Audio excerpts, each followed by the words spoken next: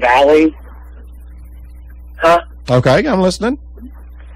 And I got Donis Bennett. I got Donis Bennett over William Blunt. Yeah. I forgot to write that school down. I got Donis Bennett winning that game. Okay. On the road. Mm-hmm. They're not home. They're not at their place. Okay. And I got Saudi Daisy over Cleveland. Uh-oh, you just made Bullet mad. Yeah. Hey, how you doing, Arnold? I'm doing good. You? Yeah. Say hello to Doc. How you doing, Doc? Holding up pretty good for an old man, Brett. I'm 99 years old, sir. Yeah. I'm 25. You the man. And here's some the other games I got. Tommy. Okay, I'm listening. I got White County over Ray County. Okay. I got Maryville Marvel. over Jefferson County at home. Mm-hmm. Oak Ridge, I got over Farragut. I got I got East Ridge.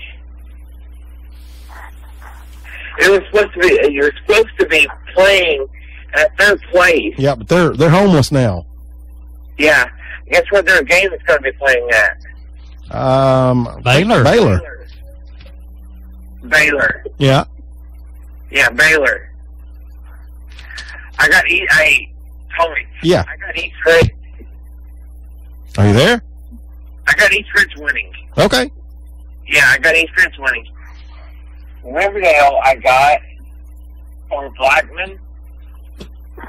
Tony. Okay. And you're not going to like this. Here's the big rivalry. It's up in Athens. All right. McMinn Cherokees or Walker Valley Mustangs. How are you liking that one? Guess what? I'm going with WV. W. Walker Valley. Mm-hmm. No, over McMinn. I got you. At their place. Actually, that game's at Walker Valley. Yeah, that's what I'm saying. Mm-hmm. At Walker Valley. Yep. Yeah. I'm gonna post any updates on the game I'm at, Tommy. Uh-huh. And I'm gonna post it on Twitter. All right, you want to tell everybody your Twitter handle? Every score I have. You want to tell everybody who they need to search for? Yeah. Go ahead. I want to go ahead. Oh, what's your name on Twitter? It's B Whitehead 1990. 1990. All right, sounds good. Yeah, it's on my I was seeing I got that right. Yes, I did. Okay. It's right. All right. Yeah, I was looking at, yeah, I'm on my page now. Okay. Yeah. Mark is funny. Funny? Yeah. He cracks me up in the mornings.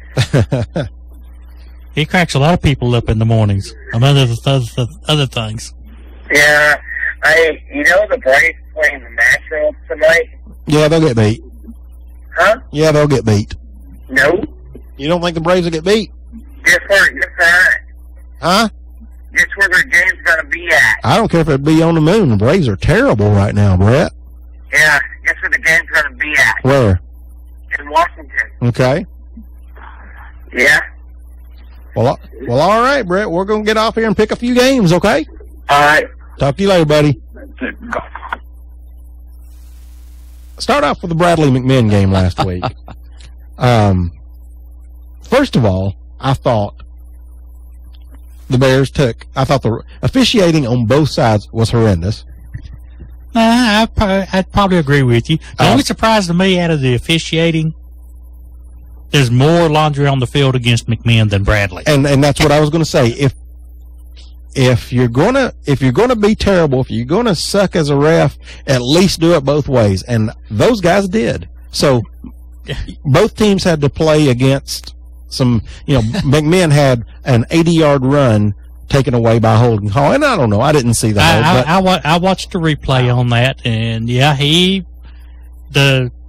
offensive lineman hooked the Bradley defensive end as he went around and hooked him just enough to turn him and push him down. Well, that should have been called. Wow. The call was actually a good call, but it wasn't necessary. Right. And I went back and watched the replay. I DVR'd the game from WTNB, Channel 5, which broadcasts a game every week. This week it became Heinz. And if you want to go back and watch it, Doc, it is on YouTube. That game is on YouTube on their broadcast. Yeah, the Doc here. So, but which is a great service. R. and Brian Russell and Chris Woods does the broadcast, and they do a nice job at it. I'll throw a few accolades out there for Brian. He's just a couple. Doing a few things right. But at the same time, you go back and watch it, and some of the calls were crazy. Some of the calls were horrendous. Some of the calls, when you get a better angle on them, weren't that bad.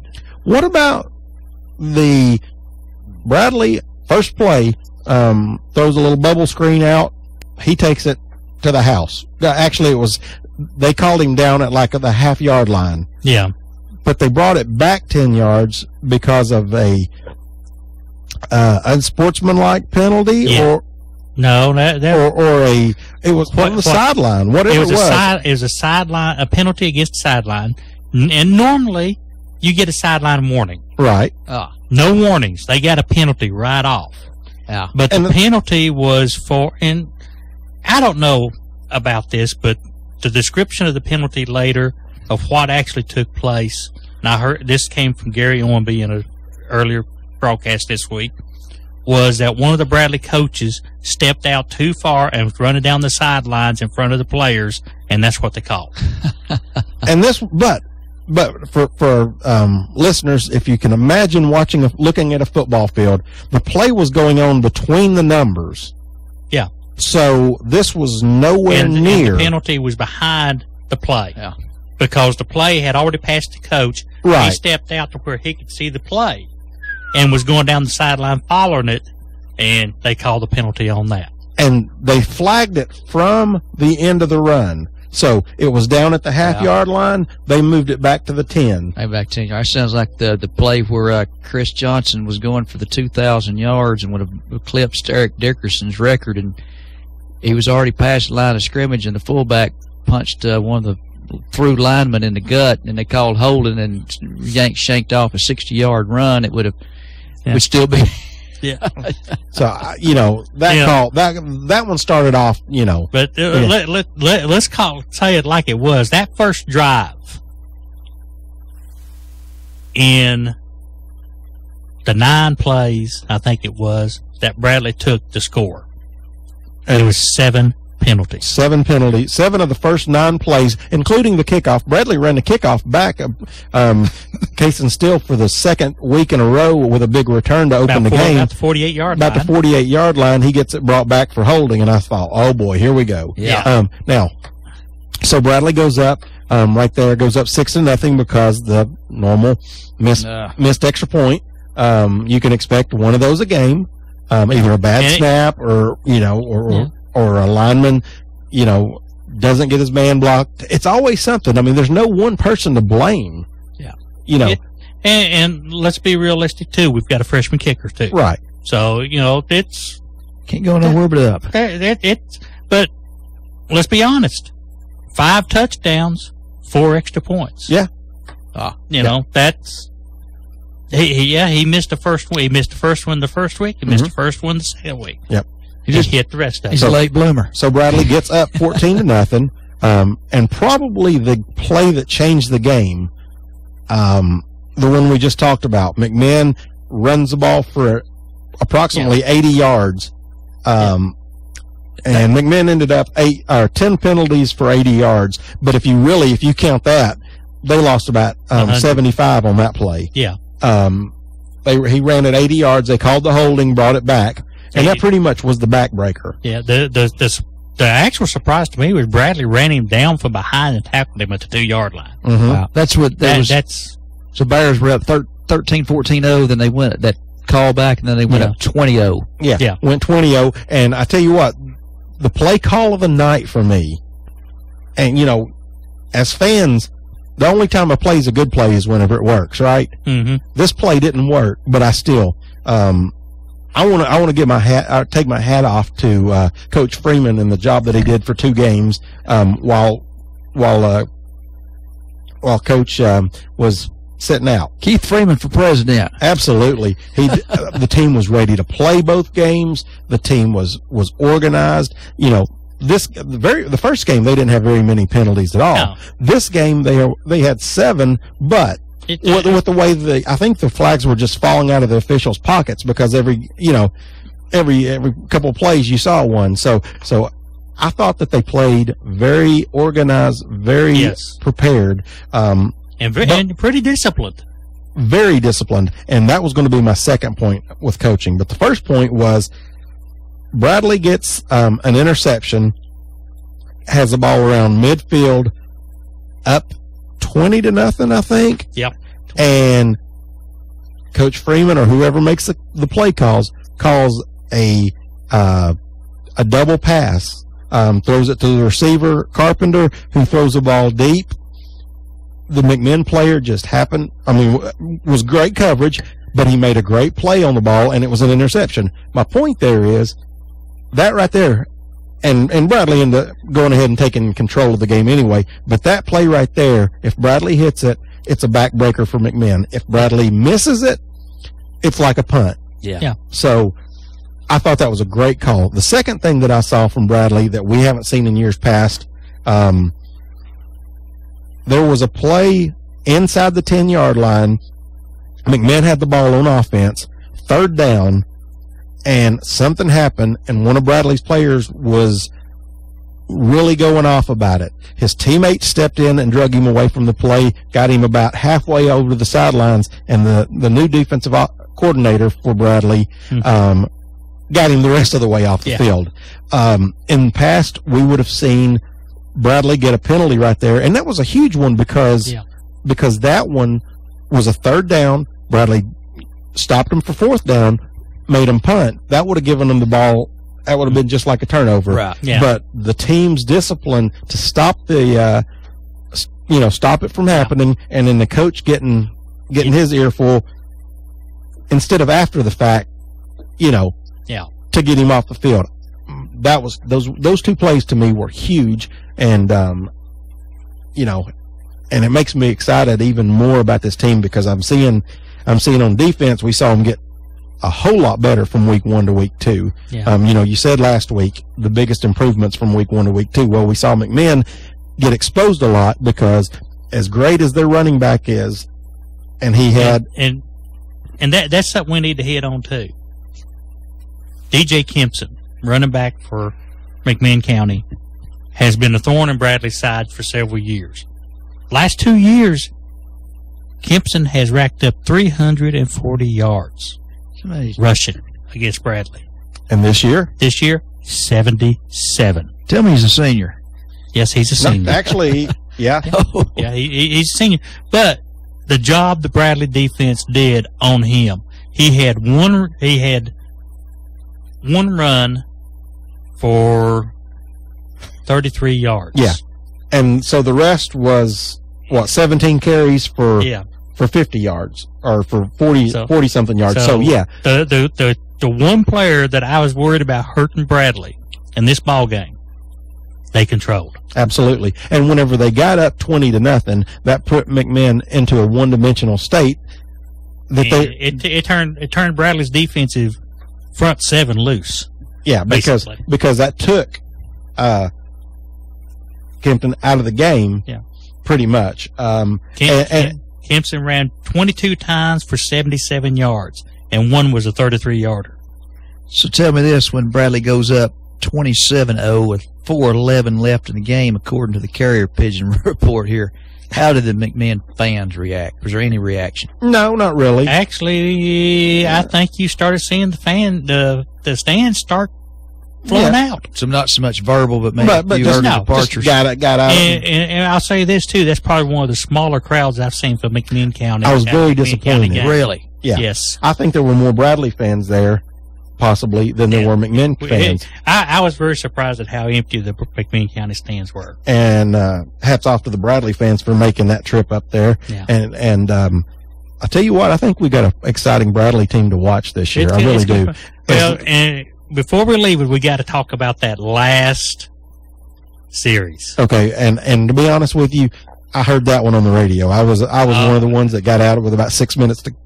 I watched it at the game because, as Tommy knows, I usually don't leave a football game before the final whistle. And I was with someone that wanted to leave, so Yeah. you know. Sometimes I leave because of other people, but if it's me, I stay to the final horn. Mm-hmm. I generally don't leave it. And it's kind of one of those things where I look at the kids are out there playing, I should be in the stands. If I'm going to go to the game, I stay there with them. You paid your money, you're going to stay. Last series of the game, Bradley gets the ball, goes down the field, gets backed up a time or two, and winds up punting. Okay. Nice punt. Ball comes down on about the 4-3 yard line. McMinn County receiver steps under it and muffs the catch. So Bradley player comes down and tries to get it, and he misses. McMinn County player is trying to get it. Another Bradley player comes down and tries to scoop it up at the 1 yard line, misses. The ball rolls into the end zone. He falls on it. Touchdown, Bradley. Wrong. Everybody in the stand saying touchdown, Bradley. You know, this is going to be a 41-14 ball game. Right. The officials started discussion. And when they talked for a couple of 3 minutes, and then the official calls touchdown. Bradley goes out to kick the extra point. The officials get into another discussion. Wave off the touchdown, take the points off the board, give the ball to McMinn County at the 20. Touchback. No. Go to YouTube and watch it. Still not understanding that one. And Gary did a good job of it. And listen to Brian on the game. He was, they was talking about the fact that Bradley may have probably kicked the ball in the end zone. Well, I didn't see a kick. I saw a player try to scoop the ball. Mm-hmm. I still think it's a Bradley touchdown. But fortunately, it didn't matter. It didn't matter at that. It was just an icing on the cake. But still, you sat there and just scratch your head. Bradley still should have had the ball. Yeah, I know. So turnover occurred. Because the only way they didn't kick the ball, they was trying to scoop the ball up and then fell on it. Mm-hmm. If they were wanting to call that as kicking the ball into the end zone, they just didn't want another score on the board. But that would have been if they were going to call that, there would have been a penalty on Bradley. I mean, there's not a just right. Let's give it to McMinn and be done with it. Now if the ball goes through the back of the end zone, then it is a touchback. the other team. Yeah. But this ball just went into the end zone. And Bradley pounced on it. So, as it was, Bradley still won the game 34-14, and goes to 2-0 on the year. Averaging 34 points a game. Yeah, 34 and 34. Cole Copeland ended the night 14 of 20 with 221 yards and accounted for all 5 Bradley touchdowns, 3 of them rushing, 2 of them passing. Cole also ran for 69 yards. Devin Moore had 38 yards.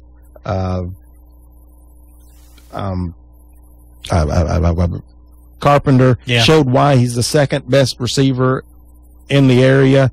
6 catches or 7 catches for 106 yards, 2 scores. Was 0 for 1 with that one pass that was intercepted, but I think that and to be honest, that would have been a completed pass if he pulled the trigger about 2 seconds earlier. But let's give the But McMinn player. I'm not. Oh, I know what you mean, but let's give the McMinn player a credit. He did a great job recovering. He got back in position, and he took the ball away from the Bradley receiver. It come down. They both had their hands on it, and he come away with it. He took it away. That's determination. Yeah, absolutely. So congratulations to the Bears on the 2-0 start. We'll get to their game against Science Hill in a few minutes. Let's go ahead and touch on Walker Valley and Cleveland's big wins. Walker Valley was down 26-13 at one time before winning the ball game 42-32. Junior Alex Hill ran for 3 touchdowns, so that gives him 7 for the season already in 2 games to lead Walker Valley. And funny, I got to say a funny thing about this. Scott Webb and Jason Hildebrand and I were texting scores back and forth between. Scott was at the Mustangs game, and Jason was at the Cleveland game. And Jason texted out a score one time, and I showed the text to Ron. They called it over the loudspeakers that Hickson was ahead, and the way it looked on the text, you could be just as easily Cleveland ahead. I thought Cleveland was ahead the way the text came in. So and I showed it to Ron. He just shook his head. And speaking of the Blue Raiders, Cleveland had an 18-point lead at one time. The third score was a Skylar Davis 91-yard interception return in the third quarter, but then they had to hold on as Hamilton scored 2 quick touchdowns to make it 18-15. But for Cleveland, Keegan Jones ran the ball 17 times for 116 yards. Cleveland only threw the ball 7 times through an interception. Was 4 for 7 for 50 yards. But Cleveland outrushed East Hamilton 184 to 49. Yeah. On the other hand, East Hamilton was able to throw the ball a lot. They threw the ball 194 yards to Cleveland's 50. Huge win for Cleveland. I didn't see that one coming. I thought that East Hamilton would play better than that coming off of their big win, but they had a lot of miscues, and a good defensive Cleveland team. Cleveland has got, and I said this early on, Cleveland's got to hang their early season on defense. And they did. And their defense has been turning in an admirable job. There's no 2 ways about it. Did anybody pick Cleveland last week? One did. One did. That was my same question. I texted Arnold the same question. I think it was Danny, wasn't it? Yeah. So Danny took Cleveland. Let that be a lesson to us. So moving forward, let's jump into this week's games so we can get done hopefully by 7 and go through the SEC. Sequoia 2-0 at East Hamilton 1-1. East Hamilton drilled Signal looked great the first week, 30-something to 20-something. 30-something to that says a whole lot about where Signal is right now. And then last week, of course, like I said, Cleveland jumped out to an 18-point lead. Sequoia, they beat Polk County and Tellico 42-7 and 46-6. Both teams aren't very good now. Both of those 2 teams aren't very good, but the fact that they're able to put up that many points in 2 games, I like Sequoia in that one. What do you guys think? I like East Hamilton bouncing back there at home. They're going to knock the dust off in the Cleveland upset, I would say, by all means. Well, Dustin goes out there and he joins with Sequoia. He thinks the Indian trees going to pull it out. Ron and I are going to go over there on East Hamilton. Travis is also going to go with East Hamilton. We got a split panel here. Yeah. All right. Game number 2, 2-0 Kingston at 0-2 McMinn Central. Whatever McMinn Central's magic was last year, it looks like it's gone. Kingston has wins against Harriman and Cumberland 21-6 and 27-6, while McMinn Central has lost to McMinn and Ray County. Last week, Ray County thumped them 62-20. Which I pretty much expected a shellacking. And I don't see it getting any better for the Chargers this week. Kingston, big. However, Travis thinks that McMinn Central is going to get up off the mat. It's not going to be a bell ringer then, huh? No. I'm for the Kingston Kings or whatever they are. They're a big red machine, I guess. 2-0 versus 0-2. Yeah, McMinn Central was a little hapless there this year, I believe. Well, Dustin is going to join y'all with Kingston, and so is Ron. But I'm going to jump over there and give McMinn Central some love. I'm going to thank McMinn Central on this one. You're trying to win this contest. Interesting pick. Next up, Marion County, the Warriors, traveling to Meigs County. Marion County's 2-0 with wins against Hickson and Grundy, 38-12 and 41-6. Well, Meigs County's 1-1. They beat Sweetwater last week. Yeah. After a loss to Oneida. The first week. So I like Marion County in this one. Traditional power, even though they're on the road, they've not really had a test yet, and I just don't see this one as being much of a test either. No, I think the purple and white machine will run over the maroon. No, not maroon. It's what's the Meigs County? Orange and black, aren't they? Orange and black, yeah. Orange and black. Tigers. Tigers. Yeah, Marion County, big, just gonna squash McMinn. Meigs at home there. Travis thinks so as well. Yeah. Well, you know, Coach Fitzgerald's probably got Meigs County pointed in the right direction. They're an improving football team. I agree. But they've not improved that much, so you might as well ring that bell. We got our first bell ringer tonight. All right. Yeah. There we go. Next up, probably the game of the week in Middle Tennessee.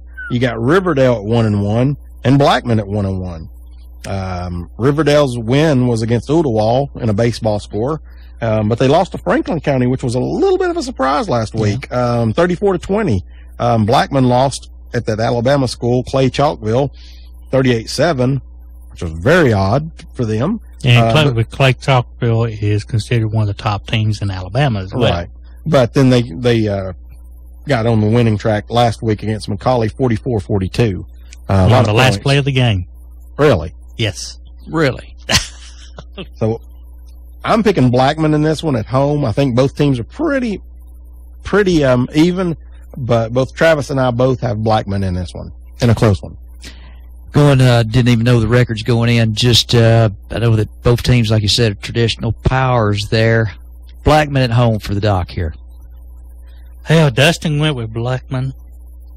Ron went with Blackman. And you might as well ring the bell because I went with Blackman. The Black Man. All right. Yeah. All right. Dobbins Bennett traveling down to Knoxville to Maryville to play William Blount. Both teams are 1-1.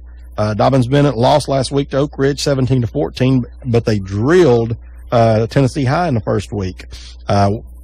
William Blount lost to Alcoa 35-7 in week one, but then last week they lost that one. Week week one they beat Lenoir City 24-20. Dobbins Bennett, losing to Oak Ridge is not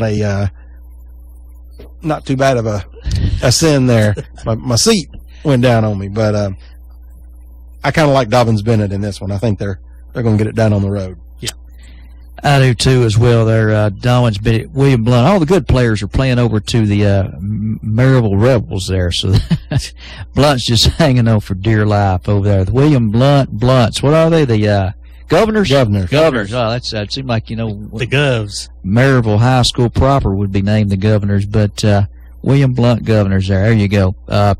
Dobbins Bennett going to squash Mr. William Blount there. So Travis says the same thing. Well, Dustin, Ron, and myself all taking Dobbins Bennett as well. William Blount has improved the last couple of years this year, and they've got a tremendously good coach that came over from Riverdale. Yeah. So they're a team to watch in the future, but they still competing with Alcoa and Maryville, and then they've got Maryville Heritage up there as well. They got a ways to go yet. All right. Next up, White County 2-0. While Ray County split their first two, they're 1-1. White County beat Monterey and York Institute. Ray lost to Baylor. Mild. That was kind of one of those games that could go either way, and it did. It was close, 34-27. But then they beat McMinn Central 62-20 last week. I like Ray County in this one, in the fog and the smoke, the hamburger smoke. Travis also thinks Ray County's going to win that one.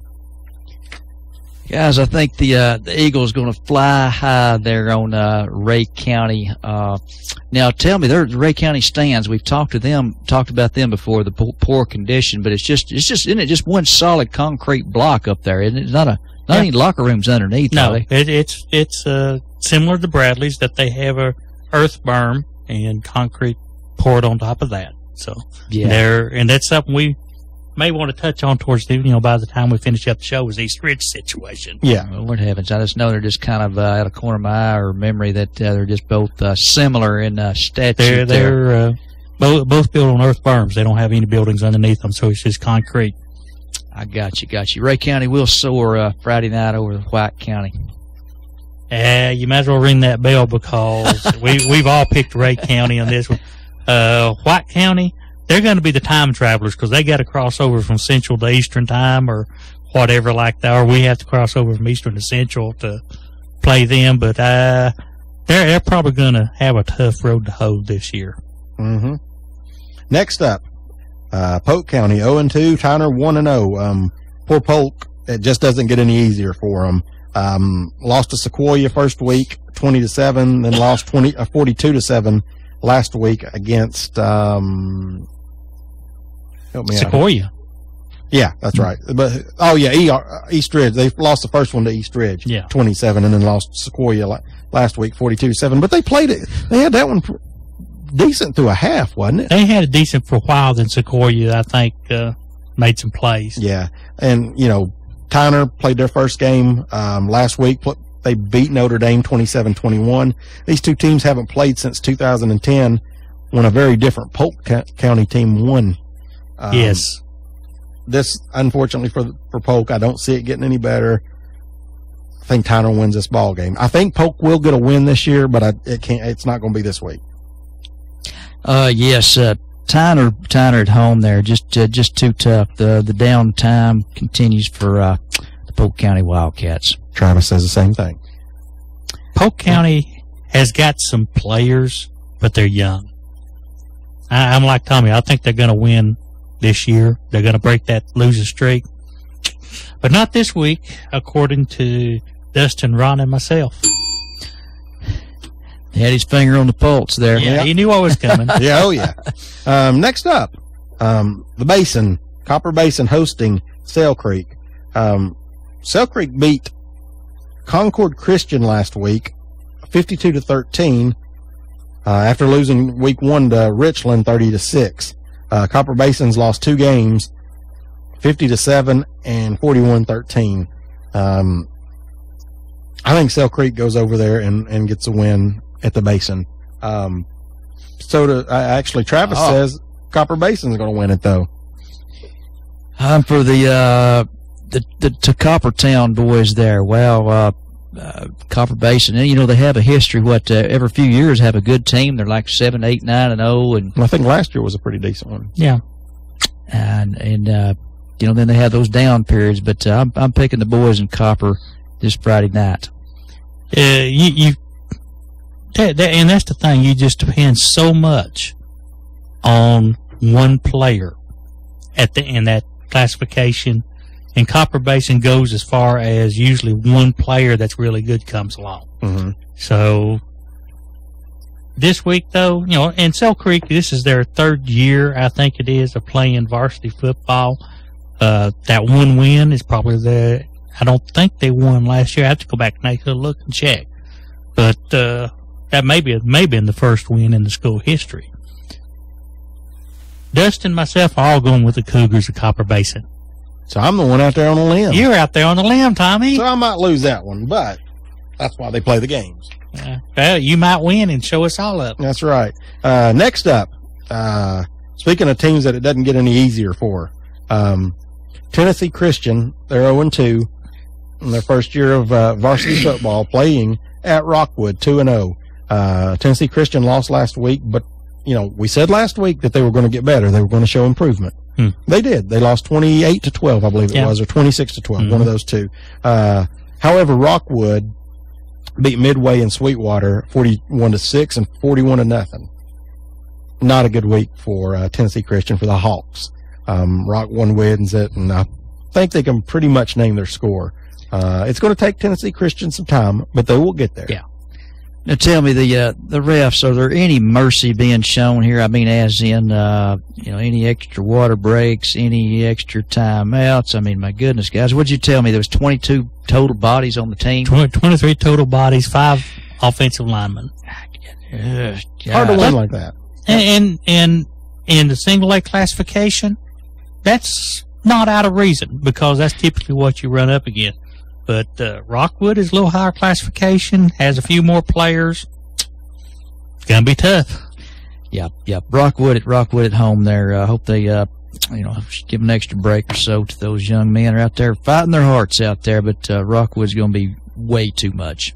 I think I'm going to send a message up to my cousins that live in Rockwood and say, please take it easy on the boys. But I don't think it's going to matter a whole lot. No.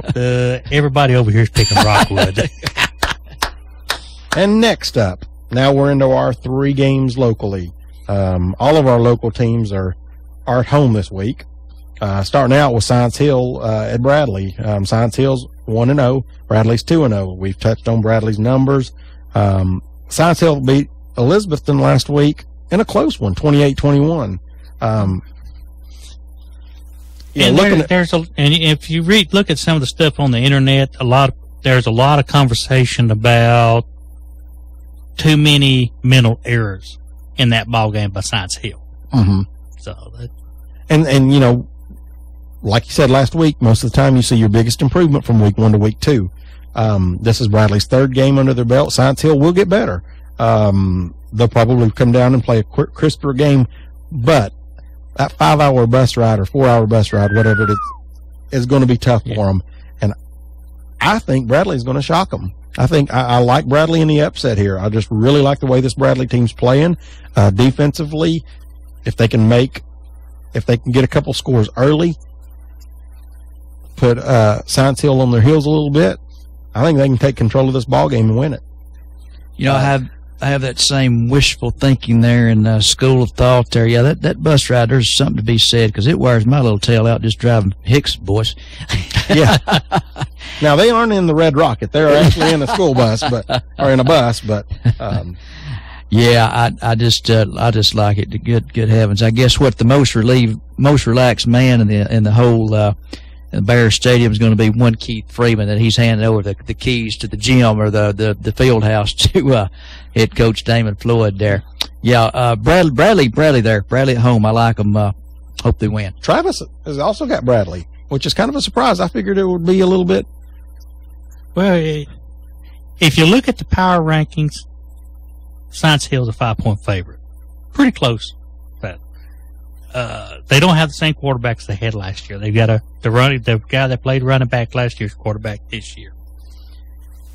The final score of the Elizabethton Science Hill game shows it's pretty close, but you got to remember, Science Hill missed 3 field goals and threw a pick 6, turned the ball over 4 times.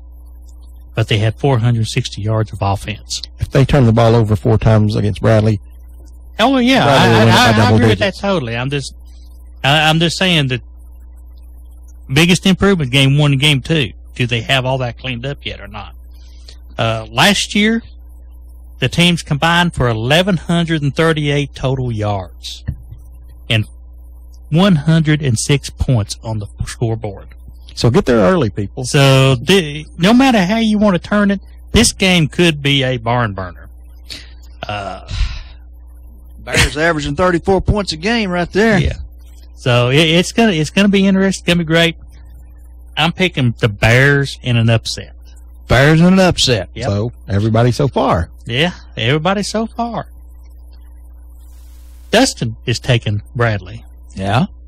But it's not a bell ringer. Not a bell. Mr. Rod, no. Mr. the Bear himself. Oh, you little face. Is picking Science Hill.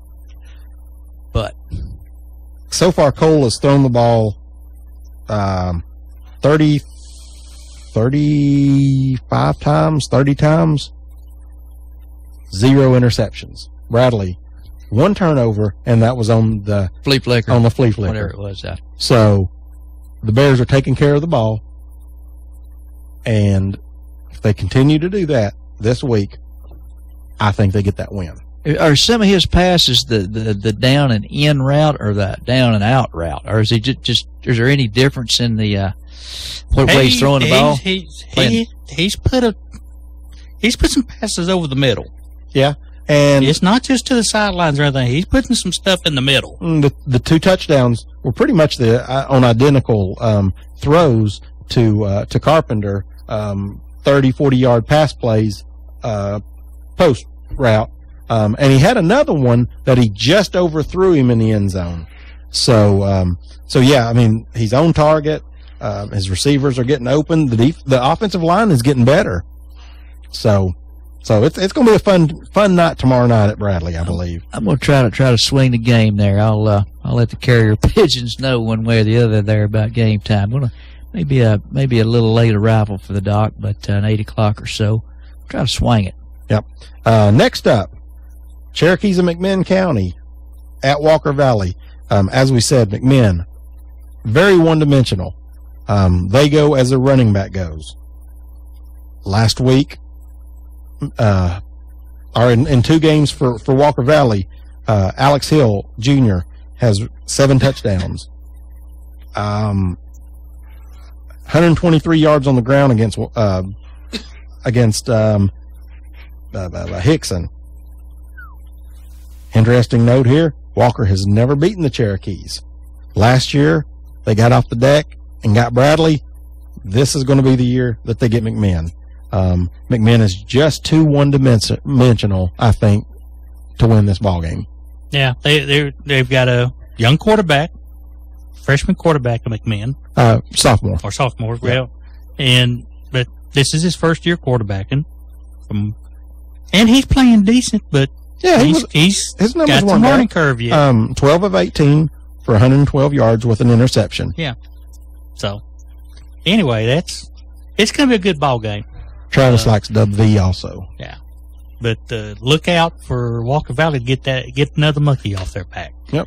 Yeah, I think Walker Valley that win last week on the road at Hickson, who's usually a pretty competitive team, a playoff team a year ago.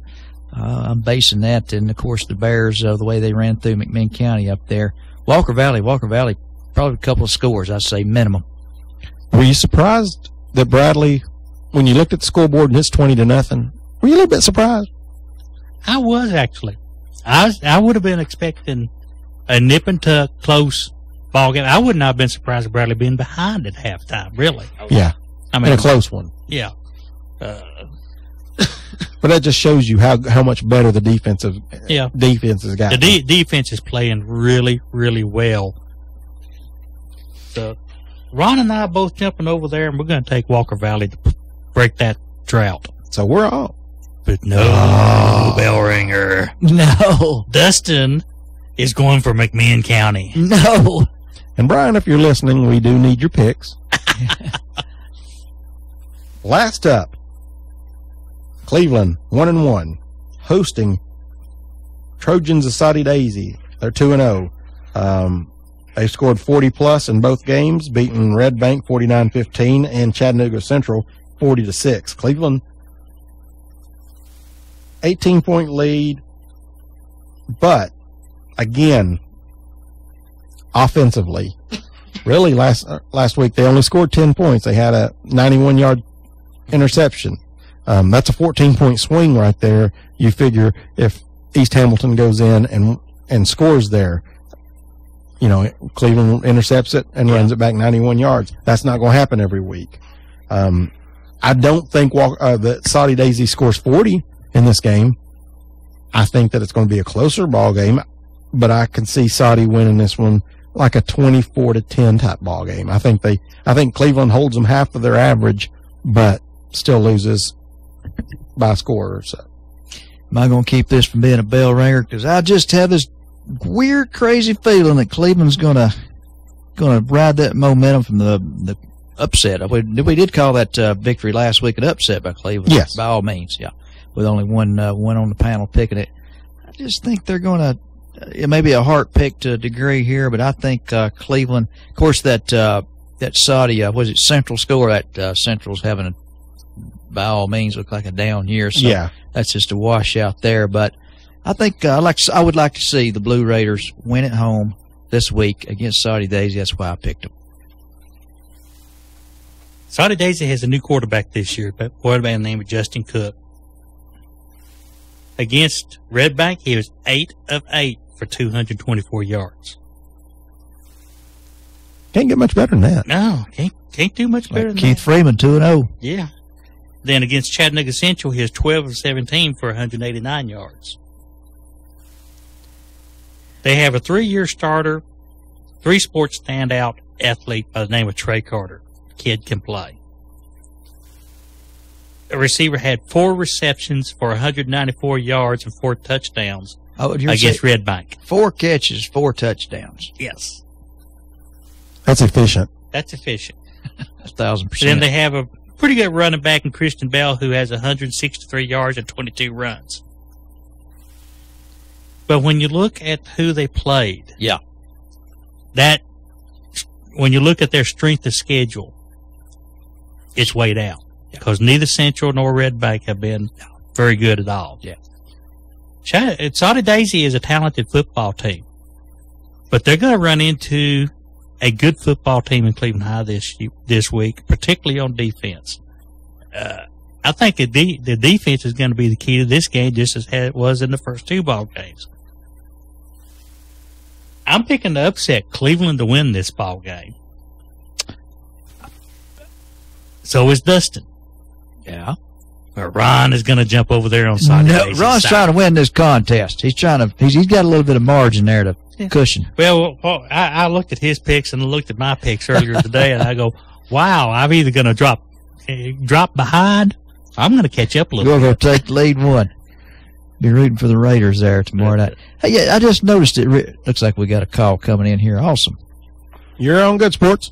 Is there any way I could look at Ron's picks before I do my picks? You might need to. We all might need to. By the way, am I caller number 3? Yeah, you're caller number 3. I texted you a while ago. Next.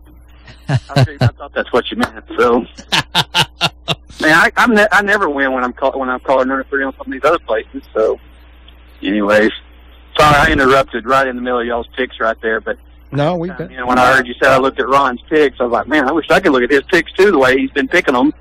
I know he's been doing awfully well the last couple of years. Hey, I'm just now back in the ride here and able to listen to you guys. What was was it Blackman and Riverdale? Was that the game? Mm-hmm. How'd that go down between all of us, pick-wise?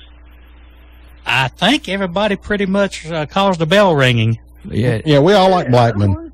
Yeah, we all like Blackman in that one. We got a bell ringer. That's good. All right.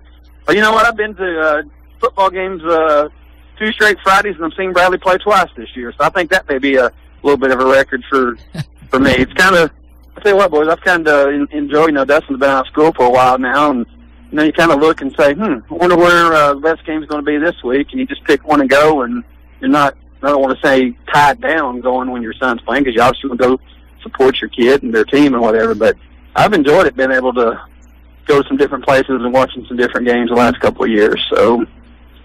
Well, and that's something that I try to do whenever circumstances prevent me following Bradley somewhere. I think that's getting ready to happen here from what I saw on the schedule. Like he's going to make some of those 5-hour drives. Yeah, we was discussing the Dobbins Bennett trip earlier today at work, trying to figure out a way to make it a work excursion. I think the only way you make that one is just don't go to work that day. That's what we're afraid of. But I don't know. I got to wait till probably that week and make the decision based on what everything's going on. If Bradley's undefeated at that particular time, I may try to make the trip. If it's looking kind of bleak, I may be looking around for a better game close by. I tell you what I've enjoyed about watching them play is, it's not something, I mean, their play's been great, but I tell you what, I like that new defensive coordinator they got. That guy gets fired up during the game, and I think those kids definitely feed off his energy, and he's been fun. He's been as fun to watch on the sidelines as what the guys have been to watch on the field. So yeah, he is really what Bradley has probably needed is somebody excited about what's going on, getting fired up, because I think it affects the offense too. Well, heck, I mean, if your defense coming off the field after a big stop, your offense is coming on, they're going to feed off of that energy coming on and off the field there. So it'll be it's been fun to watch. I've enjoyed watching his coaching style there. So, by the way, boys, first college game of the season kickoff. Last I saw was North Carolina 7, South Carolina 7. 7-0.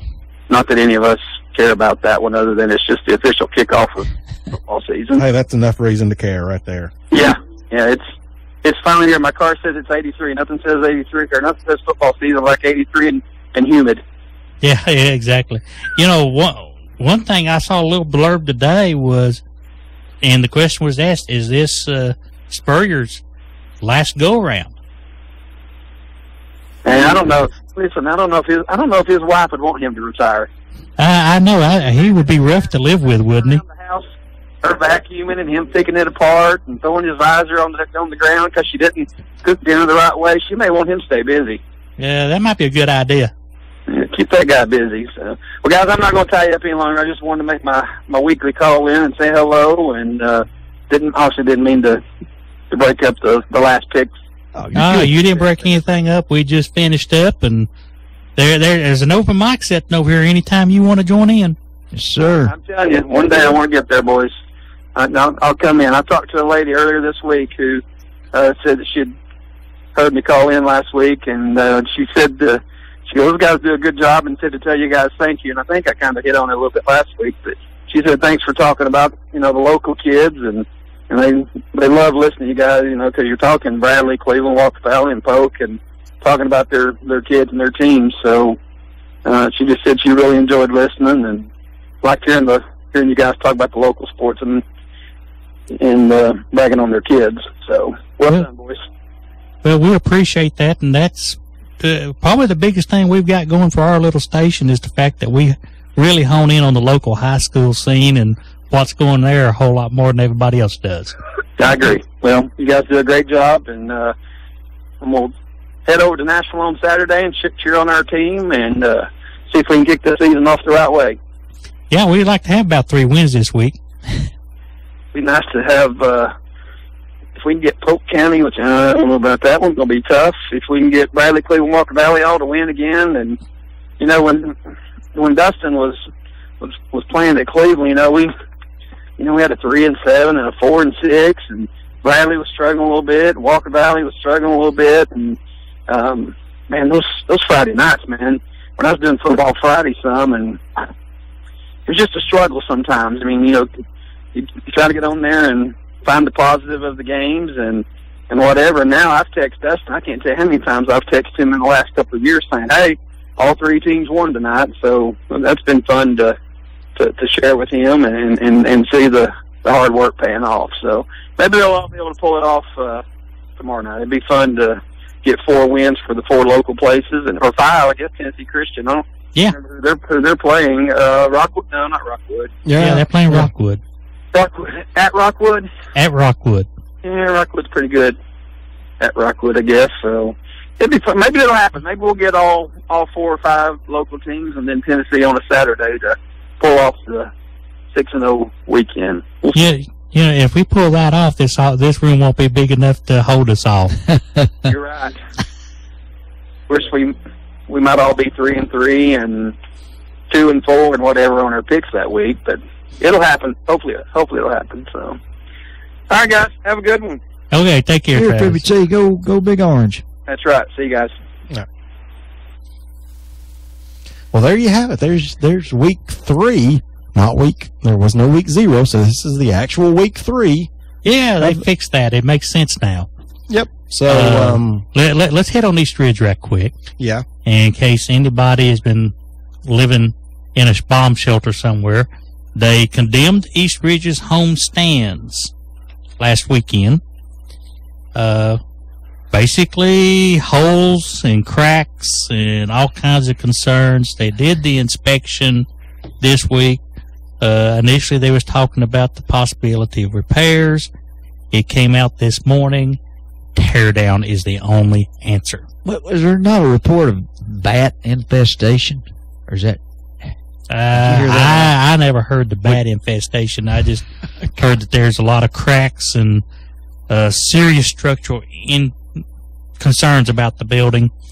And originally they're saying to repair the stands or whatever they needed to do, hopefully get them back in shape to where they could play games there. Now they're looking at the idea that even the coaches' offices and locker rooms that was under the stands are going to have to go as well. I don't think so. So they're in the process of moving all that stuff out and finding other locations for that. East Ridge is probably going to have to play some home games elsewhere. The big question is, how long is it going to take to get the stadium torn down, and will they be able to do it in timely enough fashion to get any kind of stands back up for the home folk? Of course, they're playing Signal Mountain this week. They're expecting a big crowd, so they're playing at Baylor. So if a situation was that they're playing somebody where they don't expect a big crowd, they may still attempt to play the game and just use the visitor stands for both sets of fans. But East Ridge is in a world of hurt. And also, the Hamilton County school system has sent out inspectors to a number of other schools with older stadiums to make sure that they're not in the same shape. It rains, it pours, yeah.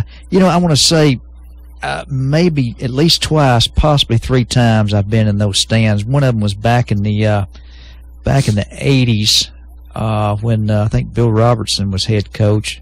Bears won the game, some weird score like 17-11 or something like that. Well, the guy Blackman was quarterback. That kid said he was 6'2", 6'3". Yeah.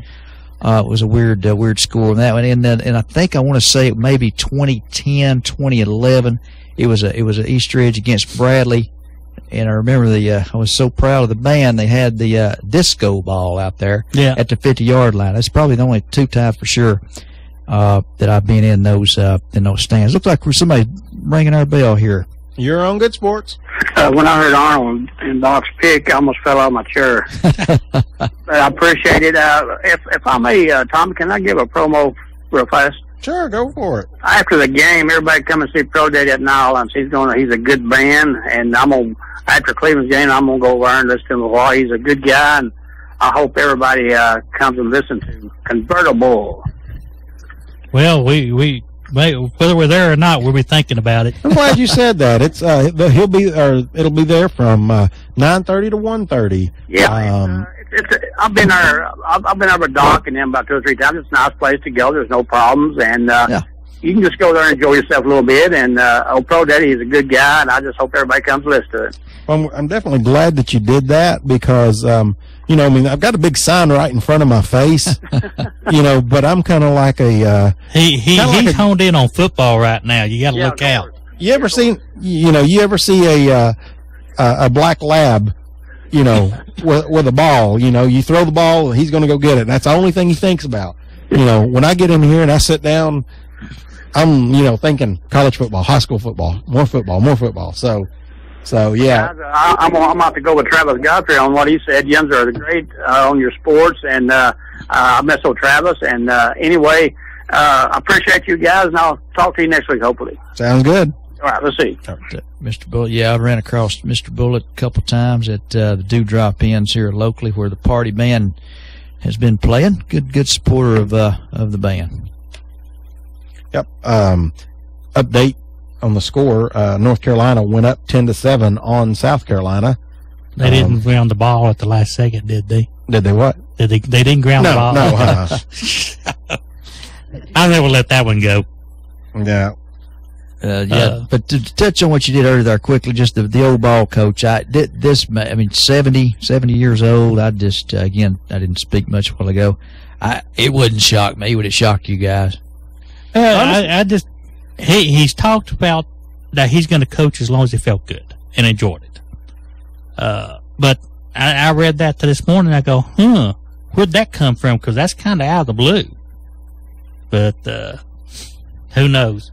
Of course, the other big news today, hitting on the NFL just a little bit, was Brady got his suspension lifted to play football the first 4 ball games. So, does anything that the NFL says now mean anything. Yeah, imposing anything from player fines to suspensions to, it makes you wonder. Well, after reading some of the articles, some of the things that came out was the judge was very displeased with the way the NFL decided punishments. And he kind of indicated that they need to have a punishment scale out there so everybody knows ahead of time. Which I won't necessarily disagree with him. But in this particular case, I have a little bit of trouble with the decision because it kind of messes with a rule for an organization that they voluntarily belong to. Yeah. So, And the NFL is a business. yes, it is. And for courts to be going in and deciding what's going on in a business, I've got a problem with that. Yeah. There's plenty of other things that our court system needs to be worried about than whether Tom Brady plays on Sunday. Yeah. And we've talked about this, about the NCAA. We've talked about it with the TSSAA. You can talk about it with every high school sports organization in the United States. AFA, the NBA, all of them. They're voluntary members of that organization for a reason, to play sports. They abide by the rules that they set up. Now, you can argue all of them make capricious decisions at times. Crazy decisions, stuff that you scratch your head. Does that make sense? No.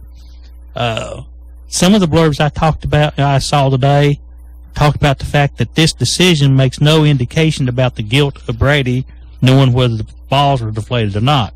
Well, Tommy's played with a football. I know Doc has thrown a football around a time or two. I have thrown footballs around.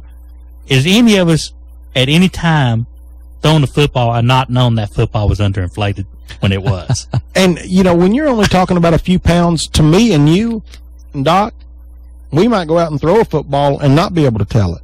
But you take a guy whose trade is to throw a football thousands of times a year, maybe tens of thousands of times when you figure out practices and everything else. Yeah, he knows it. Yes. You're on Good Sports? Hey, are you guys live tonight, or you Yeah, we're live. We're here.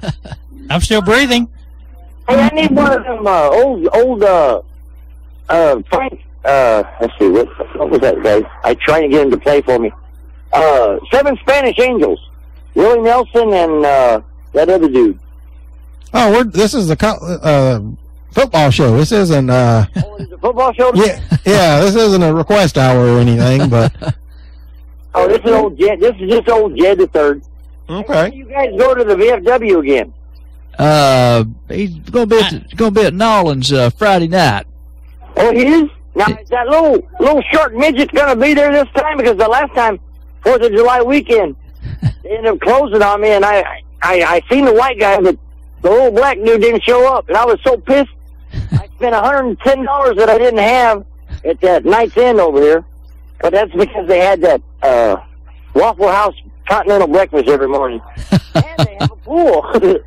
But he better be here, right? Or I'm going to be mad because I'm going to check in down here at Collins Inn. I wouldn't bet the mortgage on it, but come on out and check. Bet the mortgage. I want a picture with him. Yeah. Because old Jet the Third's been doing 8 karaoke songs, and I need him to hear me to see if he can put me on one of my discs on his show or something one of these times. Show up Friday night out there in Nolans about 9:30, and I'd take my chances there, Jed. There we go. Hey, bless you, brother. Thank you, sir. See you then. Yeah. I have no idea. Shazam. Yes. And occasionally we'll get a call about sports. Yeah. But is there anybody? I going back to Deflategate, I just don't see Brady not knowing the ball was underinflated. No. He had to know. I was looking at a headline right here. Another thing we probably need to touch on is the TSSAA has made a change in the rules of the organization starting in 2017. They did not split the public-privates like everybody was scared of. The public's privates. Yeah. They was, the original thought was to make the public schools play the public schools only, the private schools play private schools only. They did not go that route because there's a little bit of, apparently they're afraid of a lawsuit. What they did do was lay down some rules about recruitment and paying for players. The parents now have to pay the tuition out of their pockets and starting in 2017, and they won't have any instances where they can go to work for the school and, make money through the school to help their kids pay tuition and things of that nature. It's going to be a lot harder for private schools to conduct business, and if they do anything other than the parents pay the full tuition load to go to that school, they'll have to pay and play in the private sector on the private side. So a lot of the schools are probably going to wind up looking at that involuntarily going to Division II because the rules are going to make it too tough to try to stay in the public venue. Interesting. The other thing is they changed the rules for recruitment in the public schools, or anywhere else for that matter, that if you have any kind of knowledge or association with a coach through camps or anything of that nature, and you decide to transfer to that coach's school, which is out of your zone or whatever, out of where you're supposed to be, you have to set out a year. No ifs, ands, or buts. Well, I hurt.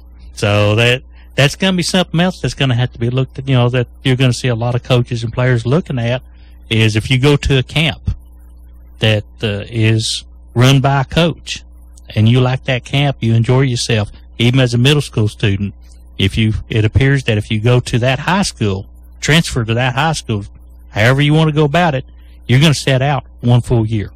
So you lose your if you're an eighth grader you could lose your freshman year. Okay, now my question is, Bradley County is not necessarily a feeder system. There's some still questions to be answered in this area that I think. Yeah, I don't know. But the intent is that if you're going to a school, if you're zoned to go to a school, and you have an association with a coach of another school and decide to go to that school, be it AAU ball, be it, and one of the things I was reading today is a lot of concern about the wrestling teams, the young, cutter leagues and, different leagues that they come up through, that you see some issues there where they go to, from one school to another. It doesn't matter. It's going to be a 1 year set out if you're going to go to that school. So there's some things coming up in 2017 if by these rules that's been voted in that's going to be kind of interesting to watch. So, minute 44 seconds left to go in the half. North Carolina is leading South Carolina now 13-10. Yeah. South Carolina went down, scored a field goal to tie it up, and then North Carolina answered with their field goal of their own. So keep you in that game. Who you like in that one? I mean, going before, obviously the game's about half over, but going into it, I like South Carolina in it. I very seldom am going to bet against Coach Spurrier coach teams against equal opposition or even a little bit better opposition. I probably still would think that the Gamecocks are probably going to pull that sucker out. I do too. I think so. Doc? Gut feel over here as well. I just love the fact that the Big Orange owns a 2-game winning streak over the Gamecocks. Absolutely. Looking at some of the other games tonight, Vanderbilt's playing right now. They're playing against Western Kentucky, actually starting at 8 o'clock. And Go Western Kentucky. Yeah. Go WKU. Out of the SEC, Michigan and Utah. Number 2 TCU, Minnesota, Duke, and I'm kind of a Duke fan, with Coach Cutcliffe being there, playing at Tulane in New Orleans. So there's some good games tomorrow night. You got Michigan State, Western Michigan. Number 4 Baylor's playing at SMU. Washington's playing at number 23 Boise State. Saturday, though, that's when it kicks off, all the good ones. 12 o'clock, Louisiana Monroe travels to Athens to take on the number 9 Georgia Bulldogs. Georgia. We'll name the score there. Number 17, Ole Miss at 12, also hosting Tennessee Martin. Again, that's going to be one of those. That's a payday game. At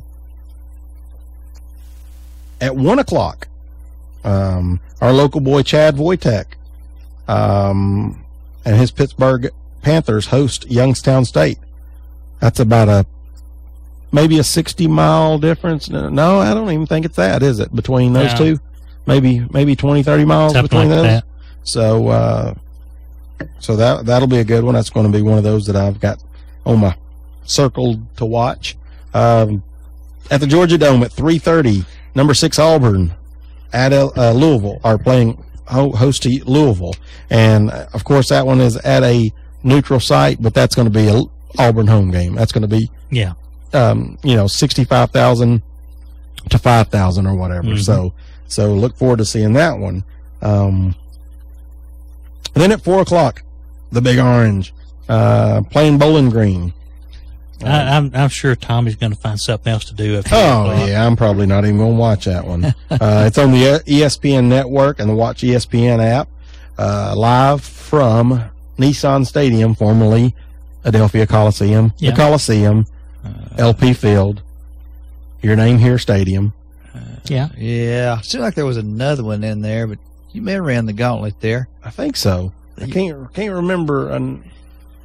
You remember the first game played there, NFL preseason game? Uh-huh. If I'm not mistaken, it was the Falcons. Would it have been 98, 99? 98 or 99? 99. Yep, I believe it was in September of 99. Okay. Little known trivia. Mm-hmm. I like Tennessee in this game. I like them to cover. I think it's the Big Orange is going to get off to a big start, running the ball. I've seen what the running backs. I like this team. I really think this is going to be a good Tennessee team. Can't wait to see it. Bowling Green will present some problems early on, I think. I mean, when you look at them, they're supposed to be one of the top teams in their conference, the MAC, the Eastern Division of the MAC. They're in the conference with Massachusetts, Miami of Ohio, Akron, Buffalo, and Kent State. LP Field, or Nissan Stadium as it is now, has been known as Adelphia Coliseum, the Coliseum, and LP Field. Those is what I said. 5 fingers. Good job. I rang the bell. Thank you very much. Well, hey, just back up. Before we get off that Tennessee game, help me out here again. Not until last Sunday, just wool over my eyes or something here. I didn't even realize the Tennessee game was at the Nashville Stadium. So some rule against you can't have so many home games. Some rule against what? Well, this was originally set to be against UAB, but UAB canceled their football program for a year. But still at the same venue. Yeah, still at the same venue. Okay. And, Tennessee's got 7 home games. This one was supposed to be a neutral field. Yeah. But, it's kind of done to give the Middle Tennessee fans a little less, less travel. It's not a game that counts against Tennessee's home games. So I think it's a win-win. And right now, I think last time I saw there was maybe 10,000 seats left. I look for a big, a walk-up crowd. So it'll be almost full by the time game time comes around. 60,000 capacity when full? No, a little more than that. I think 65 to 70. I think 65. I think. 65 sounds about right. 65, Screaming Big Orange fans. Yeah. More than that, 69,143. Almost, so a 70,000 seat stadium. Yeah. Basically. Wow. That's fairly big for a pro stadium. Most of them are in that mid 60 seating capacity range. That thing is it's horseshoe, isn't it? Horseshoe open on one end? No, both end zones have a smaller lower deck. Okay. And then you have like a Logan's Landing on one end, where, like a little Logan's mini restaurant or whatever. I don't remember what the other. Bowling Green's coach quoted on playing the 25th ranked Tennessee Volunteers this season, or this weekend. I think it'll be a situation that we are playing the best football team that we have played here in my time. It's going to be a very challenging task, and that we are looking forward to. That's Dino Babbers of the Bowling Green. What are they? The Eagles. Just outmanned. Basically the layout, you've got a full bowl for the lower section, and then the two upper sections are open on the end zones, and then they got the scoreboard in one end. Yeah, and it does. Yeah, like you were doing with your hands there. It's built. Nobody can see that on the radio. Yeah, but it's built, kind of like that. So it's not a bad seat in the place. I don't think. I've sat in the lower level in the end zones a couple of times. I've been I up. can't say I hadn't been there yet. Yeah, but very good, very good. So I'm excited about it. I think the Vols will play well. I think that they'll get a little bit of a test early.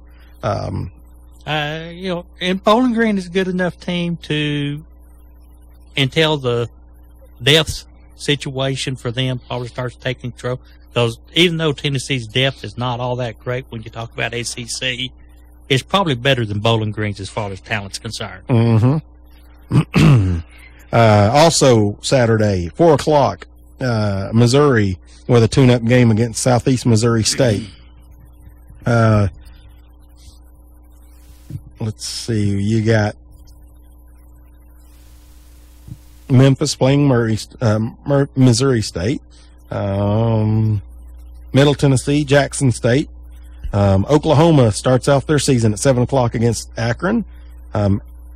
Back in the SEC, A&M's hosting Arizona State. That's going to be a good one, I think. Arizona State's 15th on the preseason polls. A&M's not ranked, but I still like A&M at home there. Kentucky at 7:00, Louisiana Lafayette. Then you get into the night games and more. There's some good ones already for the first week. Texas playing at Notre Dame. Notre Dame's I think a 7.5 point favorite, maybe more. 7:30 LSU McNeese State. LSU's 14th. 7:30 the Florida Gators playing host to New Mexico State. Tickets for that game, they have seats for $5 there. Really? Yes. So Florida's having a hard time selling that one out. I hate that for them, poor guys. The game of the night, number 3 Alabama at AT&T Stadium, hosting, neutral site. They're listed as the home team. Number 20 Wisconsin. Be a good ball game. And then to finish up the night, if you haven't seen enough football yet, you can watch USC and Arkansas State. Arkansas State's, traditionally not a bad team as openers go. They win their conference pretty regularly. They had about 4 years straight where they replaced their coach because the coach was, Malzahn, Petrino, a couple others. So that's right. Petrino's been there within the last 3 or 4 years. Yeah, Yeah. that was his place before he went back to Louisville. Didn't they played the Big Orange a couple of seasons Played ago. them that year. It seemed like the game they played them tough there. It was closer than we expected. No, that one was. I think that might have been Butch's first game at Tennessee, and maybe second. And Tennessee had like 4 straight turnovers that they caused. Yeah, and so they ended up routing them pretty good. But I remember thinking that game, if I'm calling it right, they were pretty efficient on offense, but obviously didn't win the game. But that Bobby Petrino offensive scheme and style was you could see it. Yep. Last SEC game of the weekend, 10 o'clock, odd time, I think. Mississippi State playing at Southern Miss, so that means they're starting at 9 o'clock local time, and an SEC team going to a smaller place like that in Hattiesburg, Southern Miss. Is it to do with the SEC network? No, it's actually a Fox Sports 1 game. It's weird. Yeah. So definitely some good football games on tap. I was leaning toward going to Nashville. I think I've kind of talked myself out of it now. I think I'm going to stay at home and watch a lot of football. I think. Of course, I may wake up that morning and the big orange fever may just hit you. Yeah, it might, but I'm looking forward to it.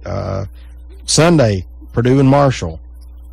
It's the only game scheduled. And then Monday night, to end the weekend, you got number 1 Ohio State playing at Virginia Tech. Of course, the Hokies last year upset Ohio State at home.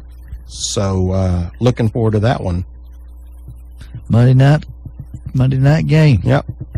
Of course, they don't have to compete with the NFL, so they get them a good Monday night game. Yeah. Kind of become a tradition there.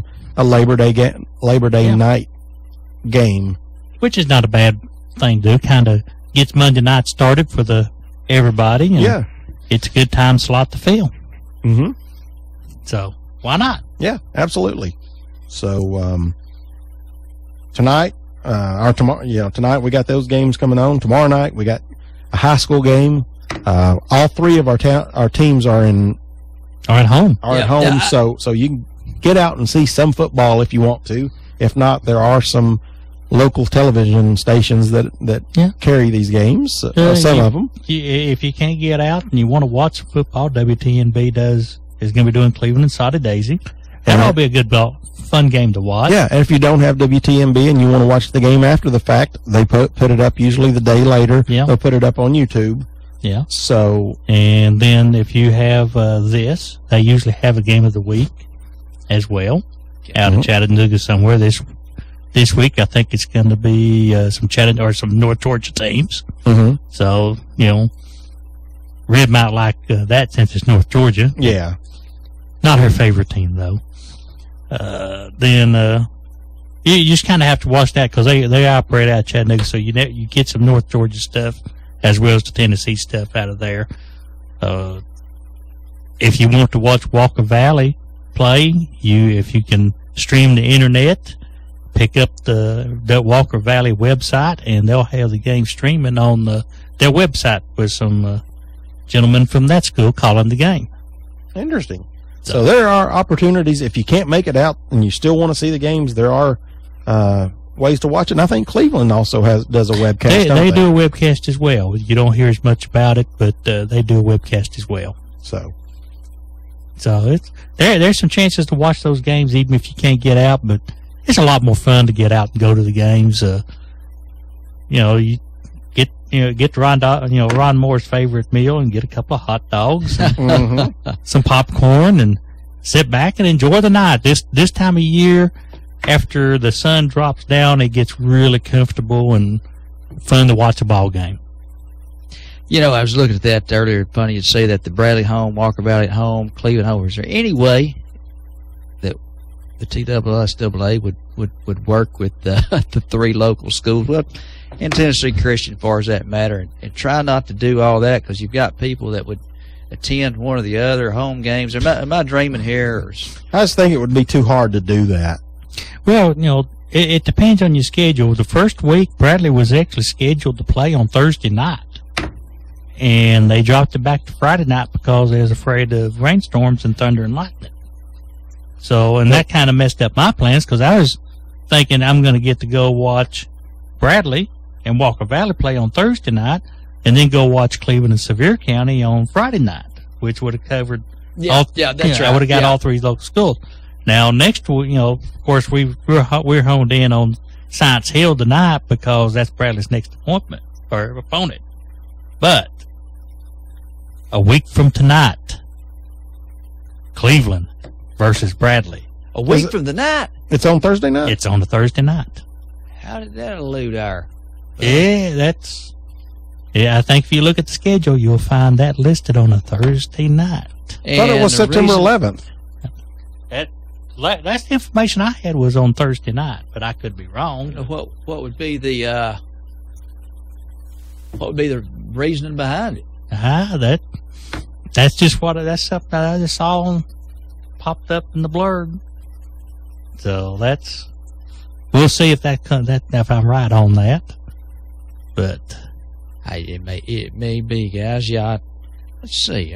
My trusty, so you got your iPad over there, and all I've got is a book over here, Cityscope magazine, a Thursday night game, and that wouldn't be a bad thing. No, wouldn't be a bad thing. Well, it wouldn't be the first time that they've done that at all. I'm checking BradleyFootball.com. Bradley Bears, go big. It is September 11th in this schedule. Somewhere or another, I heard that it's going to be on Thursday night. September the 9/11 is a Friday. In fact, yeah, it is Friday night. I was hearing somewhere that they're going to play on Thursday night. We'll see. Mm-hmm. We'll see how the well, if it is Thursday night, there won't be a show next week. Yeah, just go ahead and tell you. Just go ahead and tell you. We will be there. I will be at the Bradley Cleveland game, and it does show on the Bradley website. It still shows 9/11. Okay, that's what my schedule. I saw somewhere somebody was mentioning that it's going to be on Thursday night. I'll double check that to be sure and let you guys know. Okay, yeah. Just listen to Fro. Read a newspaper. You'll find out. Oh yeah. So, looking over some of the SEC teams playing this weekend, the Gators not looking so good. Of course, I think they'll take care of the Lobos of New Mexico State. I think they only had two wins all of last year. So look for Florida to start the Jim McElwain era off with a W. Yeah. Question is going to be is he going to have enough offense to sustain wins throughout the season to satisfy the Gator faithful? I think they understand that this year and they could win 8 games. They could. Yes. But this is going to be a rebuilding year for Florida, more than likely. Yeah. And, you look at what they did last year, and they've not turned the corner around to be that much better at this point. Well, defensively, they're going to be really good. Yes. But offensive side of the ball, I guess Muschamp didn't know you had to recruit both sides of the ball. Yeah. You can. Apparently so. It's great to stop the other team from scoring, but you also got to score yourself. And occasionally not block your own players. Other games, just kind of touching base. Georgia wins in a rout against Louisiana Monroe. Ole Miss, there's really not much to talk about against Tennessee Martin. The first game that really stands out as a contest, Louisville and Auburn. Does Petrino have any of that magic left that the guy can coach, but I just don't see him. I don't see him going to the Georgia Dome, 80 miles from Auburn, and being able to play with the Tigers. Too much offense. The Tigers are going to be awfully strong this year, and we talked about it before the season, and of course we couldn't figure it out either because they had Alabama winning the West, Georgia winning the East, and Auburn winning the conference.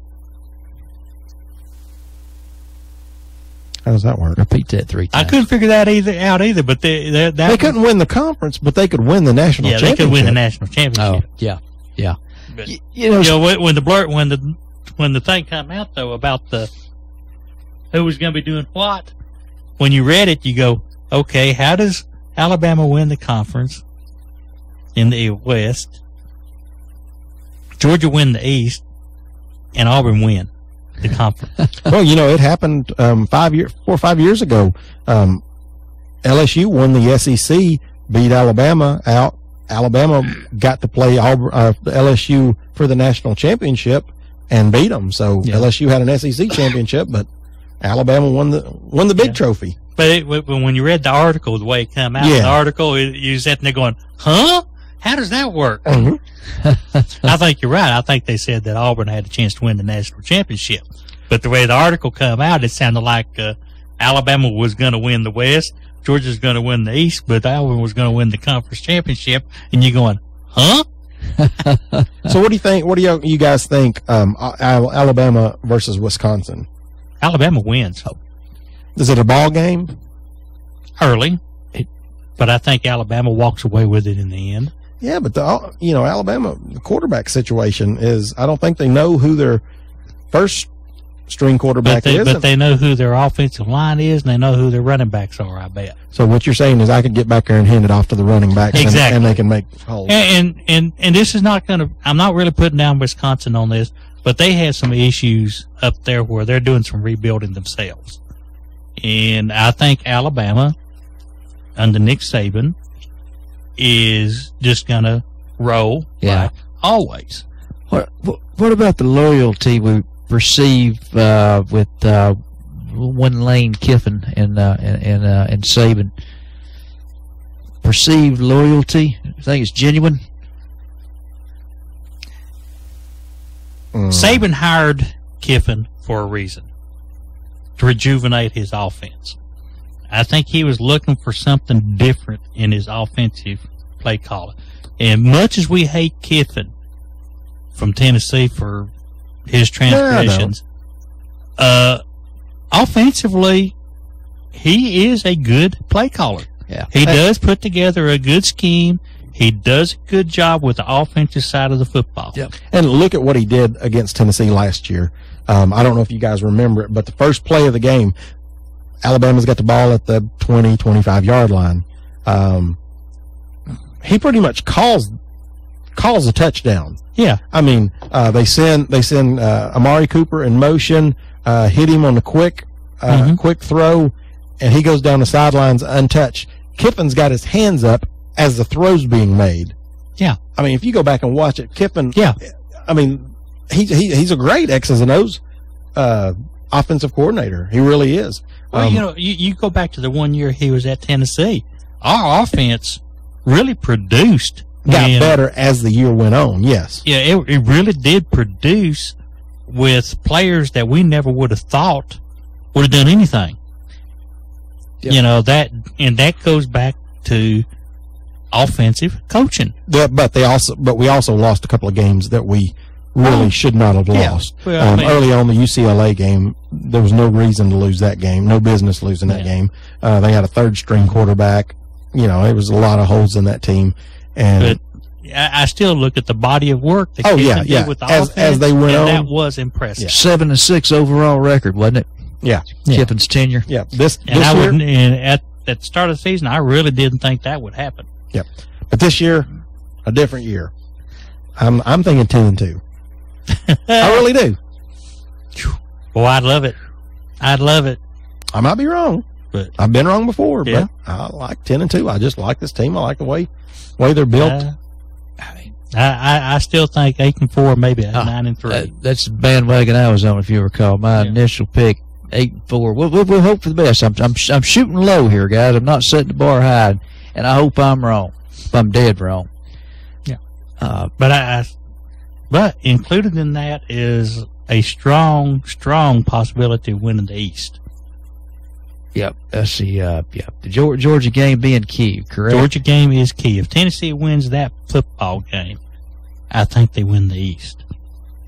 No matter what the overall record is. I don't know if they have to win that game to win the East. Well, they don't have to win that ball game to win the East, but I think that is the game that if they win the East. Oh yeah. You see, I do. And I got into this discussion with others. Is we never have seen a division winner with less than a 9-3, maybe an 8-4, but pretty much 9-3 record. Let's see, 07, Tennessee won it with losses to California, Florida, Alabama. That's 3.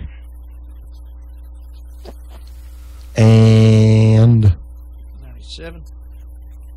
I think that might have been it. I think it was those 3 losses, and then they lost in the SEC championship game to LSU. Yeah, but even if they have, it's not very many. Yeah, that they won without winning 9 games. Yeah, but the bottom line is you just have to win your division. Mm-hmm. It doesn't matter who else is on the win-loss record.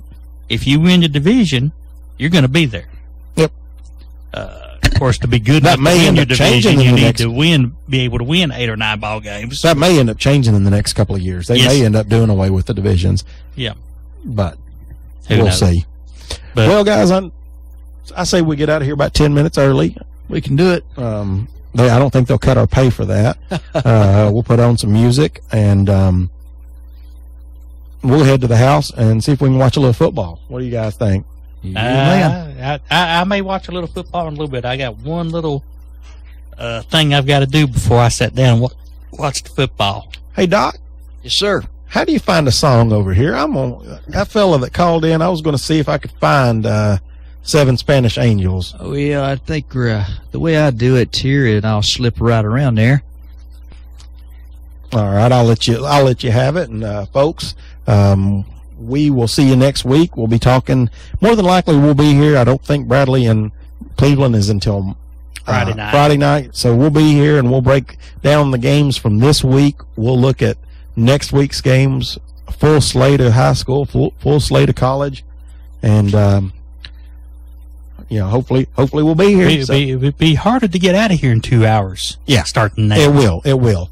And so everybody have a great week. I'm going to turn it over to Doc and let him play around with this for a minute, and y'all take it easy.